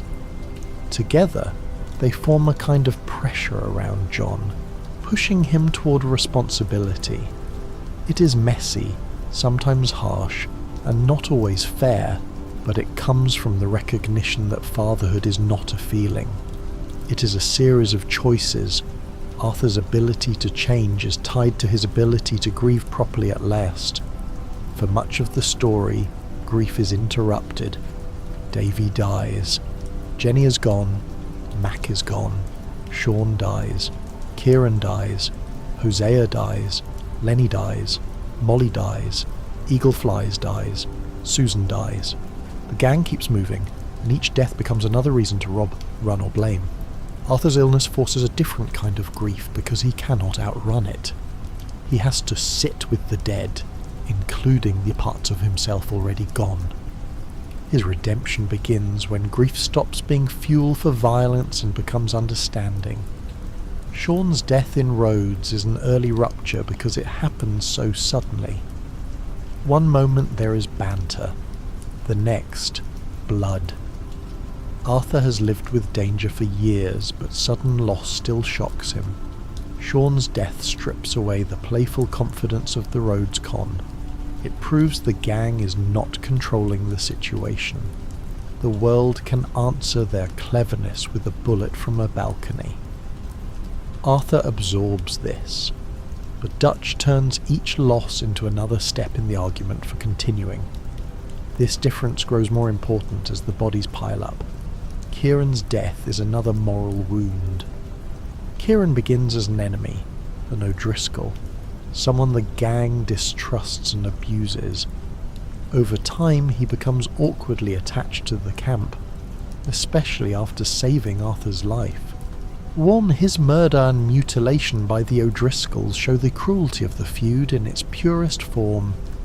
Arthur's reaction is not just anger. There is horror there, because Kieran's life had begun to prove that old labels can change. An enemy can become a person. The feud destroys that possibility. This connects to Arthur's later growth because he becomes increasingly able to see people outside the categories handed to him. Kieran is not merely an O'Driscoll. Monroe is not merely army. Rain's Fall is not merely a useful ally. Edith Downs is not merely a debtor's widow. John is not merely a fool who left. Arthur's moral world becomes more specific. Specificity is the enemy of cruelty. It is easier to hurt a category than a person. Arthur's awakening is partly the painful return of personhood to the people around him. Hosea's death deserves its own weight in Arthur's arc. Hosea knew Dutch longer than almost anyone. He could tease him, question him, and soften him. For Arthur, Hosea carried a kind of parental steadiness that Dutch lacked. Hosea was not innocent, but he was more aware of limits. When Milton kills him outside the Saint Denis bank, the gang loses a man who might still have slowed Dutch's descent. Arthur loses a father who did not need worship. After Hosea, Dutch's voice fills more space, and Micah's whisper gets closer to his ear. Arthur's grief for Hosea is quieter than the loss deserves, because there is no time. The bank robbery explodes. Lenny dies. The escape begins. Guarma follows. The lack of proper mourning becomes part of the gang's sickness. A family that cannot stop to grieve becomes a machine that converts death into motion. Arthur's illness later forces him to do what the gang never does: stop and measure the meaning of a life. Lenny's death cuts into Arthur's sense of responsibility. Lenny was younger, and Arthur often seemed to enjoy his company, because Lenny challenged the dullness around him. He was educated, observant, and brave. Arthur's drunken night with him is one of the few scenes where Arthur seems almost carefree. Losing Lenny is losing one of the gang's brightest possible futures. It is not just another gun gone from the roster. It is proof that Dutch's dream consumes the young as readily as the old. Sadie's vengeance against the O'Driscolls gives Arthur another mirror of grief. He understands her rage, but he also sees the cost. Sadie becomes powerful through violence, yet the violence cannot return her husband. Arthur does not judge her in a simplistic way because he knows revenge from the inside. He has lived in a gang built partly on old scores, but by the end Arthur's path diverges from revenge. He is not trying to settle every account. He is trying to save what can still live. This difference between revenge and rescue is crucial. Dutch increasingly frames violence as necessary revenge against enemies, traitors, and systems. Micah frames violence as appetite. Sadie often frames it as grief. Arthur, near the end, frames violence as a last tool for protection or escape. He still kills. The world still forces guns into his hands. But the moral direction changes.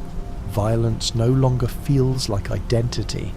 It becomes something he wants to spend carefully because there is so little of himself left. Arthur's guilt over the Downs family also makes him more sensitive to economic cruelty.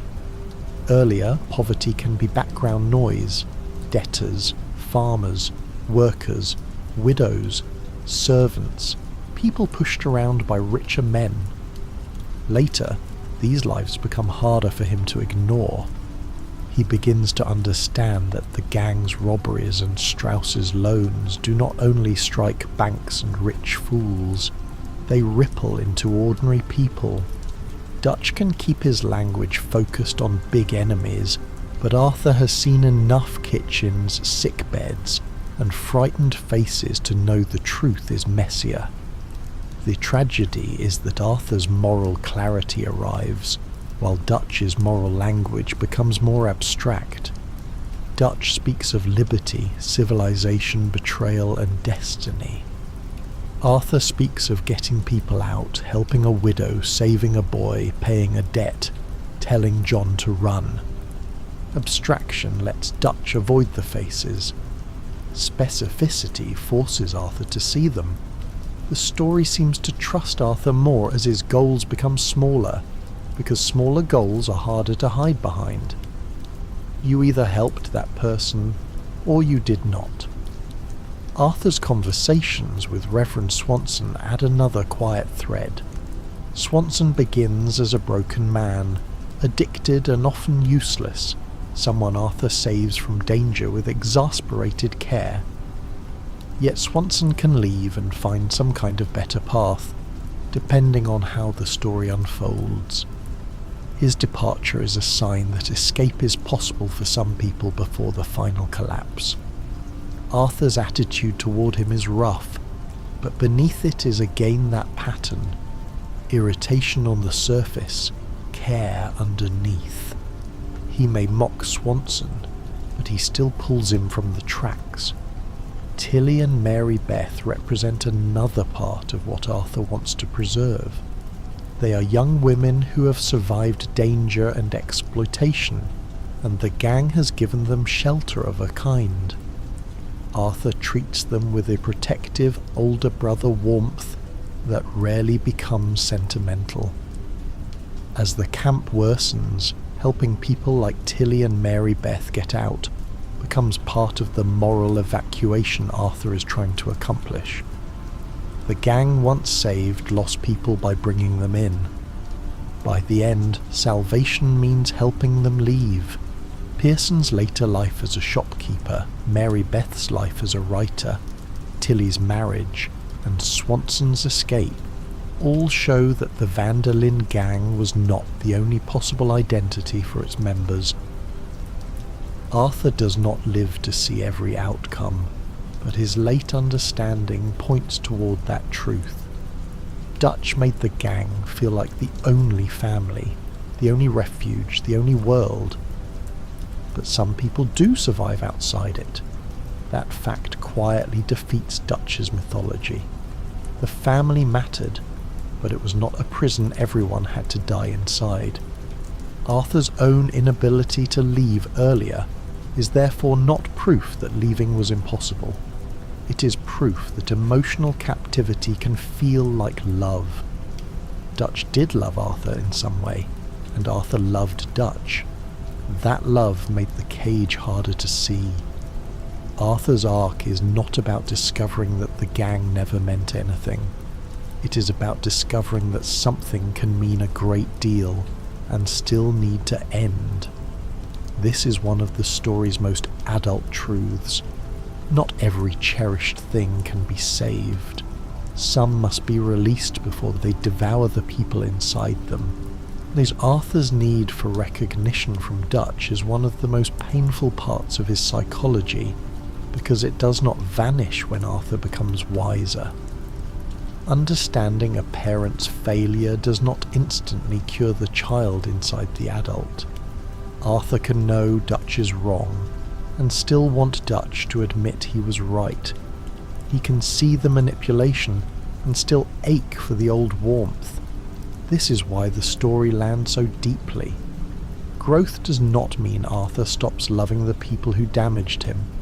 Growth means he stops obeying that when it demands the destruction of others. The same emotional realism appears in Arthur's anger. He's not peaceful in a spotless way at the end. He is furious, sick, frightened, grieving, and disgusted. Redemption does not make him serene every moment. It gives his anger a better purpose. Earlier, anger often served gang business, pride, or survival. Later, anger serves protection and truth. When Arthur confronts Micah, when he challenges Dutch, when he pushes John to run, the anger is still there, but it is no longer empty heat. It is the last fire in a man trying to burn a path out for someone else. Arthur's voice carries the whole arc. Early on, it is low, amused, and dangerous, with a heaviness that suggests a man used to being obeyed when threats become necessary. Later, the same voice cracks, coughs, softens, and reveals fear. The change is not only in what he says, but in how much effort speech begins to cost him. Breath becomes precious. Every conversation after the diagnosis has death behind it. The body turns language into labour, and that makes his honest words feel earned. When he says he is afraid, it feels like this sentence had to fight its way out of his chest. His face changes too. The strong, weathered outlaw becomes gaunter, paler, and more haunted. The eyes remain sharp, but the flesh around them tells the truth. This matters because Arthur's body becomes evidence against the life he lived. The old outlaw myth depends on endless endurance. Ride forever, fight forever, drink forever, rob forever, recover forever. Tuberculosis destroys that myth. Arthur's body says there is no forever. There is only consequence. The weakening body does what no moral lecture could do. It makes denial physically impossible. Arthur's story can also be read as a movement from being an instrument to being a person. For much of his life, he is used by the gang, even by people who love him. Dutch uses his strength. Strauss uses his intimidation. The camp uses his labour. John sometimes relies on his protection. The group depends on him so completely that his own interior life can disappear behind usefulness. The diagnosis breaks the instrument. A broken tool is no longer valued only for work, and in that painful space, Arthur becomes more visibly human. He starts acting from choice rather than assignment. This is why the missions where Arthur helps without clear gang benefit feel so important. Helping Charlotte does not enrich Dutch. Helping Edith Downs does not bring a score. Helping Rains Fall does not secure paradise. Helping Sister Calderon and Brother Dawkins does not strengthen the camp. These acts belong to Arthur more fully than many of the robberies do. They are not perfect, and some still involve danger. But they come from a self that is separating from the gang's appetite.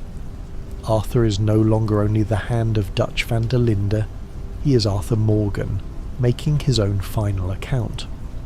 The idea of an account is important because so much of the story is about debts. Strauss keeps literal debts. Dutch keeps emotional debts. Arthur feels moral debts. John inherits a debt of sacrifice. The gang owes loyalty, money, blood, and truth, but none of the books balance cleanly. Arthur's late actions are not about paying everything back exactly. Some debts cannot be repaid because the people who are owed are dead or ruined. Instead, he changes the direction of what he owes. He stops collecting from the desperate and begins giving to those who might still escape. Arthur's relationship with money becomes almost contemptuous by the end. He understands its necessity, because poverty kills and the gang needs resources, but he no longer believes money can answer the deeper sickness. Dutch's obsession with one more score becomes absurd when set beside Arthur's mortality. What amount of cash buys back Hosea? What hidden stash cures tuberculosis? What bank job returns Jack's childhood to safety? What pile of coins makes Dutch honest? Arthur's final choice to help John rather than return for the money rejects the false god that has haunted the gang since Blackwater. Even the Blackwater money functions like a myth more than a practical fund. It is always somewhere behind them, lost and waiting, a symbol of the life they think they could have if only they reached it. But the money is not the real barrier. The real barrier is that Dutch cannot stop being Dutch, Micah cannot stop being Micah, and the gang cannot stop generating disaster long enough to become peaceful. Arthur sees this near the end. The problem is no longer simply that they do not have enough money. The problem is that money has become the excuse for refusing to face who they are. Arthur's illness also reveals the difference between courage and denial. Before the diagnosis, he has physical courage in abundance. He will ride into gunfire, face predators, fight lawmen, and stand beside the gang in impossible odds. After the diagnosis, he needs another courage. The courage to know he is dying and still do good. Many people can be brave when they believe survival is possible. Arthur becomes brave when survival is no longer the reward. That is a deeper, lonelier bravery, because it cannot be fed by dreams of personal victory. The way Arthur responds to fear is central to his dignity. He does not conquer fear by pretending it is gone.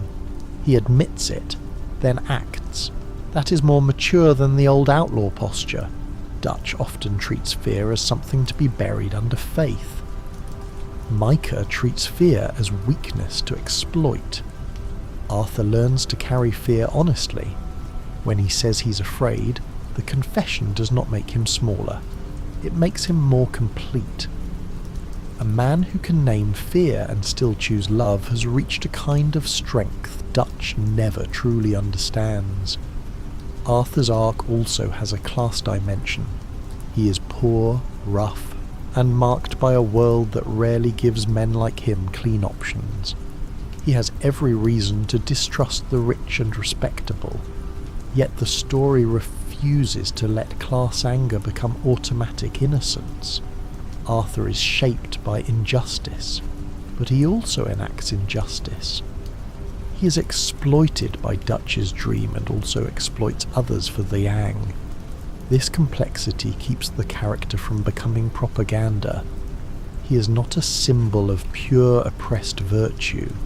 He is a damaged man in a damaged world, learning too late that suffering does not give him permission to pass suffering along. The way Arthur treats strangers can shift dramatically, depending on the path taken, and that flexibility deepens the arc rather than weakening it. He can be cruel, generous, impatient, curious, threatening, or kind. The best version of him is not unbelievable because the worst version is always nearby. His goodness matters because it is chosen against habits that would make cruelty easier. When he helps someone on the road, he is not acting as a naturally harmless man.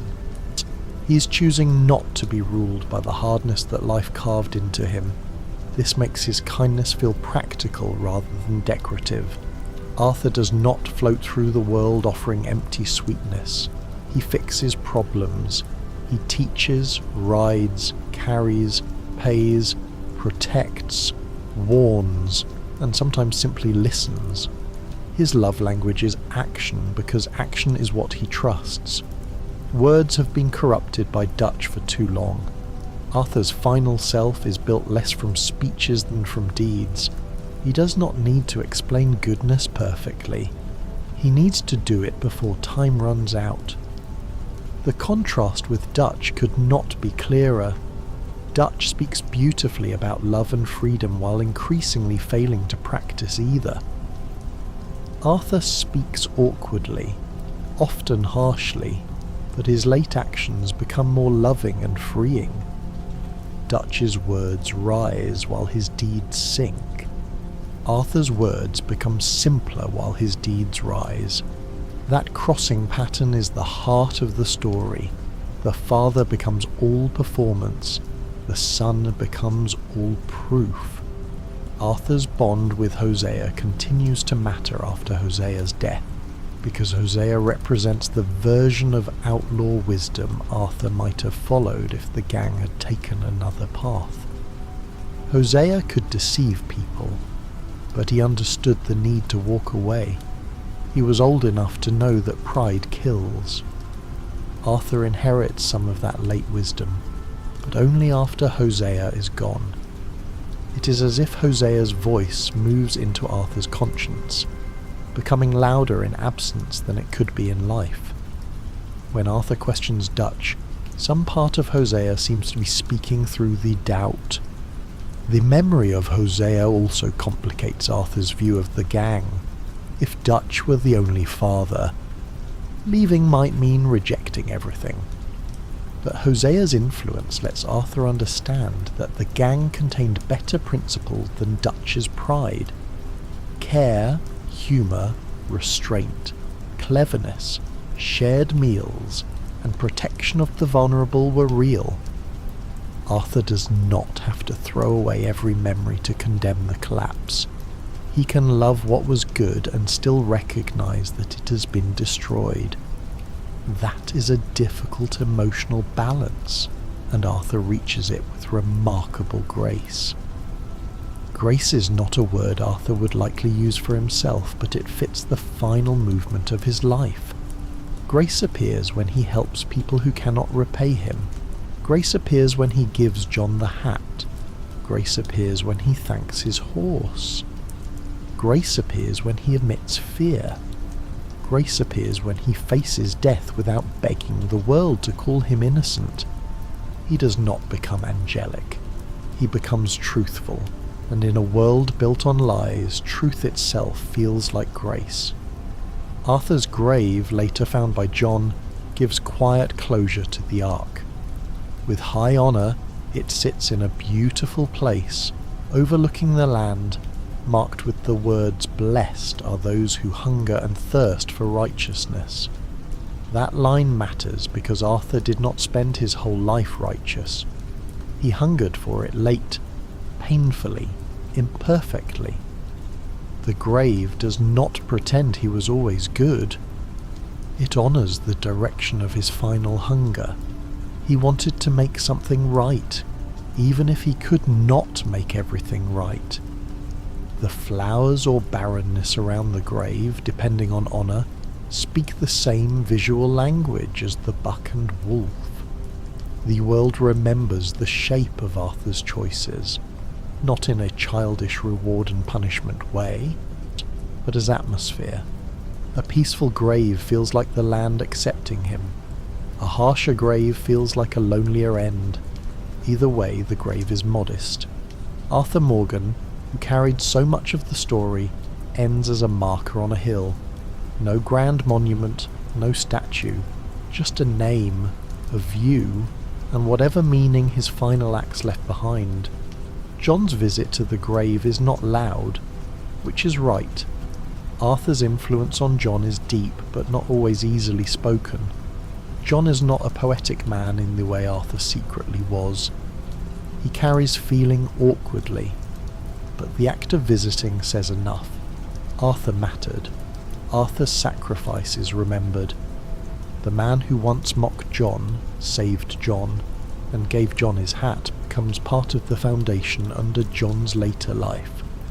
Even when the future darkens, that foundation remains.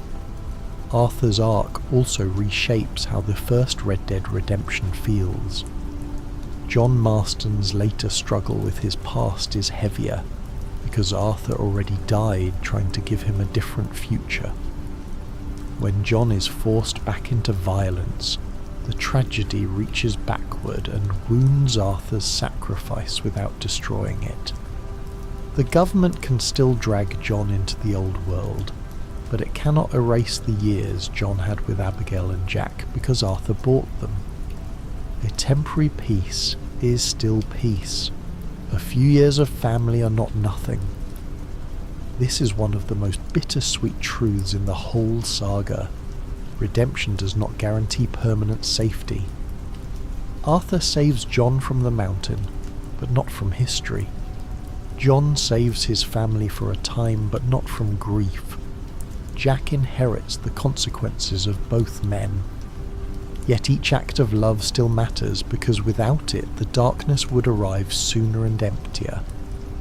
Arthur's arc teaches that goodness is not measured only by whether it defeats fate forever.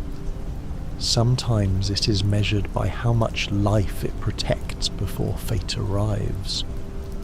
Arthur's influence on Jack is indirect but meaningful. Jack may not understand the full depth of Arthur's sacrifice as a child, but he benefits from it. He gets years with his parents because Arthur chooses to help John escape. He gets a chance, however fragile, to grow beyond the gang's campfires. Arthur, who lost Isaac and could not build a safe life for his own child, helps another child receive more time. That quiet transfer of hope is one of the most moving undercurrents of the story. The tragedy of Jack's later path does not erase that hope, it complicates it. Aye, the world of Red Dead Redemption is not gentle enough to promise that saving a child once saves him forever. But Arthur's act still stands. He cannot control every echo. He can only choose not to let Jack die inside the Van Der Linde collapse. The fact that later pain follows does not make the earlier rescue false. Human lives are not clean ledgers. They are made of temporary shelters, delayed sorrows, and acts that matter even when they cannot master the ending.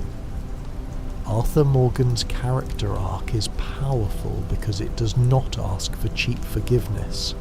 It lets the weight remain. He was an outlaw. He hurt people. He collected debts from the desperate. He killed. He followed Dutch too long. He helped build the machine that eventually crushed the people he loved. The story never needs to hide that. In fact, the redemption depends on that truth. A harmless man choosing kindness is pleasant. A guilty man choosing kindness when there is nothing left to gain is profound. The arc is also powerful because Arthur's change is slow enough to believe. He does not wake up one morning as a saint. Doubt gathers, grief gathers, illness gathers, encounters with good people gather, shame gathers, love gathers. Eventually the old identity can no longer hold all of it. The change feels like erosion and revelation at the same time. The hard stone of Arthur's outlaw self wears down, and underneath it was not purity, but a man capable of mercy. That mercy is never abstract. It has names. John, Abigail, Jack, Edith, Archie, Charlotte, Rains Fall, Captain Monroe, Tilly, Mary Beth, Reverend Swanson, Sadie, Charles, even his horse. Arthur's final goodness is relational. He becomes better by responding to people, not by retreating into a private fantasy of being redeemed. This makes his arc deeply grounded. He does not escape into a clean idea of himself. He gets his hands dirty trying to help. His final relationship with himself is perhaps the quietest transformation. Early Arthur often seems resigned to being bad, as if his life is already written. Late Arthur does not suddenly declare himself good. He simply stops letting self-hatred decide his actions. That is a subtle but enormous shift. Self-hatred can be selfish in its own way, because it keeps attention fixed on the self, my guilt, my damnation, my worthlessness. Arthur moves past that enough to ask what others need. In doing so, he becomes less trapped by the question of whether he deserves redemption, and more focused on whether he can offer help. That is why his last days feel freer than Dutch's, even though Arthur is dying and Dutch is still alive. Dutch is trapped inside his self-image. Arthur is released from his. Dutch must remain the leader, the visionary, the betrayed genius, the man with the plan. Arthur no longer has to be the strong enforcer, the obedient son, the man who never admits fear. Death strips him down, and what remains is painful, but freer. He can finally tell the truth because he has less left to protect. Arthur's ending facing the sunrise is therefore not only sad, it is peaceful in a way his life rarely was. For once he is not chasing a score, not collecting a debt, not waiting for Dutch's next command, not trying to hold the camp together by force. He is still in pain, but the direction of his final act is clear. He helped John, he told the truth, he gave all he had, and at the end there is nothing left to perform. The sun rises on a man who finally belongs to himself. The reason Arthur Morgan remains unforgettable is not that he is the strongest outlaw, the best shot, or the toughest man in the world, even though he is often all of those things. He remains unforgettable because his story understands the ache of wasted time. It understands how long a person can live inside the wrong loyalty.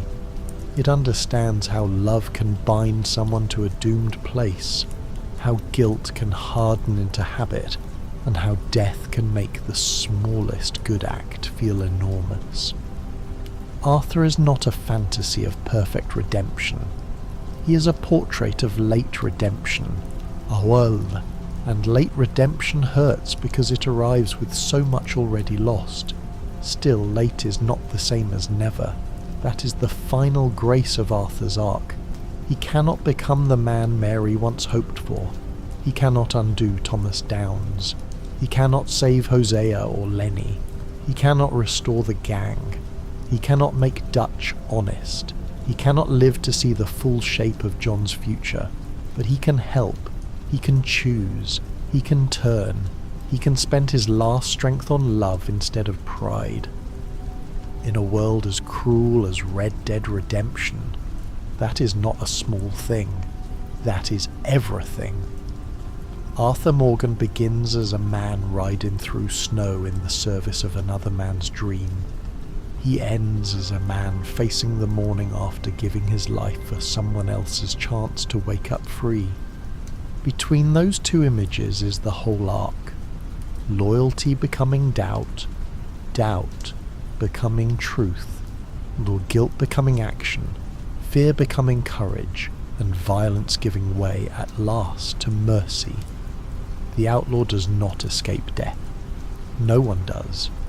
But before death takes him, Arthur Morgan becomes more than the life that made him. He becomes the reason another life can continue. There is one more quiet layer to Arthur's arc, and it sits in the way he slowly separates truth from comfort. At the beginning, comfort is staying with the gang, believing Dutch, doing the work, returning to camp, hearing the same voices, and letting the old family rhythm cover the unease. Truth is harder. Truth says the gang is not only hunted but rotting. Truth says Dutch is not only stressed but changing.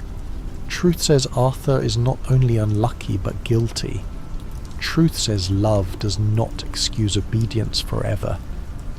The entire story can be felt as Arthur moving from comfort toward truth, even when truth leaves him with almost nothing. That movement is painful, because comfort was not worthless. The gang really did feed him, raise him, and give him belonging. Dutch really did save him from some other miserable fate. Hosea really did love him. The camp really did hold laughter, music, friendship, and warmth. Arthur's arc would be less powerful if he were escaping something that had always been obviously empty. He is escaping something that once had life in it. That is much harder. It means he has to grieve the good along with rejecting the bad. He has to admit that the place he loved became a place others needed to flee. This is why Arthur's story feels so tied to adulthood. Childhood for him was not innocence but dependence. The Dutch's world gave him rules, language, enemies and purpose. Growing up emotionally means realizing that the father does not own the truth. It means seeing the family story as a story, not a law of nature. Arthur becomes fully adult very late, and the cost is terrible. But when he does, he stops asking Dutch for permission to know what he knows. He acts from his own conscience, and that conscience is bruised, imperfect, and finally awake. Arthur's arc also carries the sadness of a man who becomes most beautiful when he is almost gone. That is part of the heartbreak. The best version of Arthur appears when his body cannot stay. The kindness, honesty, humility and tenderness that might have made a different life possible bloom at the edge of death. This could feel cruel, but it is also what makes the story honest. People do not always become ready for life while there is plenty of life left. Sometimes wisdom arrives as the bill comes due. Arthur cannot keep the wisdom, but he can spend it. The spending of that wisdom is what gives the final hours their power. He spends it on John by telling him to run. He spends it on Abigail by helping return her to her family. He spends it on Jack by giving the boy a chance to grow somewhere beyond Dutch's collapse. He spends it on the Downs family by helping them escape the misery he helped deepen. He spends it on Rain's fall by trying, however briefly, to honour restraint over exploitation. He spends it on himself by refusing to die as only Dutch's weapon. Every act is a coin from a purse that will soon be empty. Arthur's final goodness is also unspectacular in the best way. It is not about becoming famous. It is not about clearing his name.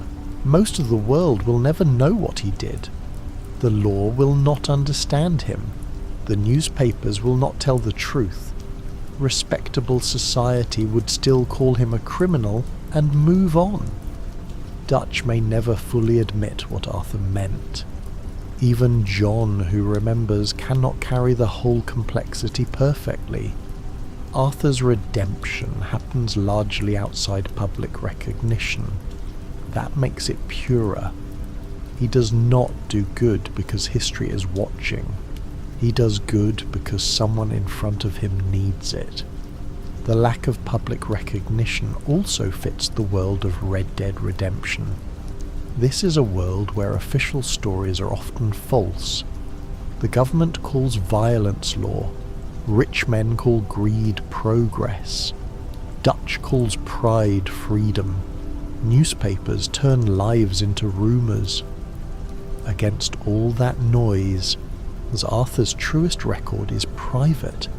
A journal, a grave, a hat, a few people who survived, a memory in John's voice. The story suggests that a life may be misunderstood by the world, and still matter completely to the few it touched. Arthur's arc is therefore not only about becoming good, it is about becoming real. For years he's partly hidden inside roles: outlaw, son, enforcer, debtor-collector, gunman, protector, fool for Dutch's faith. Near the end, those roles fall away. What remains is not clean, but it is real. He is afraid, he is sorry, he is angry, he loves, he regrets, he chooses. That reality is more moving than any perfect heroism could be. Arthur does not rise above humanity, he returns to it. The full tragedy of Arthur Morgan is that he could have been many things. His journal shows an artist, as his humour shows a sharp observer. His care for Jack shows a gentle guardian.